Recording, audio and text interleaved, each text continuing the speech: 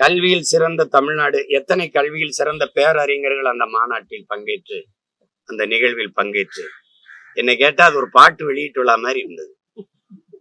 ஆங்கிலத்துல உங்களுக்கு புரியுற மாதிரி சொல்லவாருன்னு ஆடியோ ஃபங்க்ஷன் மாதிரி இருந்தது. தங்கச்சி, கல்வியை பற்றி பேசுறதுக்கு கல்வித்துறையில சார்ந்த எங்க ஐயா ஜவஹர் நேசனை பேச வைக்க வேண்டியதானே. பிரின்ஸ் கஜேந்திர பாபுன்னு ஒருத்தர் இருக்கிறாப்ல, அவரை பேச வைங்க. கல்வியில் சிறந்தவர்கள் இந்த நாட்டுல யாருமே கிடையாது. இருக்காங்களா இல்லையா? இருக்காங்கல்ல, அவங்கள யாரையாவது பேச வைக்க வேண்டியதானே.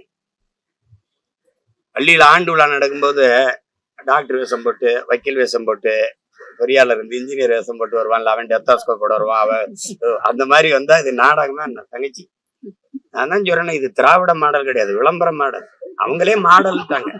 இது ஒரு விளம்பரம், செய்தி அரசியல், விளம்பர அரசியலை தவிர வேற என்ன தெரியும்? வேற என்ன தெரியும்?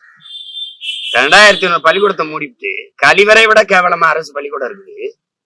கல்வியை முதலாளிகளின் லாபம் ஈட்டுற கடையா திறந்து விட்டு கல்வியில சிறந்த தமிழ்நாடுன்னா இப்ப பாடுன என் பாட்டன் பாரதியை உதைக்கிறதா இவங்களை உதைக்கிறதான்னு தெரியல. என்னது கல்வி சிறந்த தமிழ்நாடுன்னா என்னதுல சிறந்திருக்கு? 50,000 பேர் தாய்மொழியில தேர்வு எழுத வரல 10ஆவதுல. படிச்சுட்டு வெளியில வர, பட்டம் படிச்சுட்டு வெளியில வரவனுக்கு தாய்மொழி எழுத படிக்க தெரியல. என்ன சிறக்குது கல்வியில? என்ன சிறக்குது?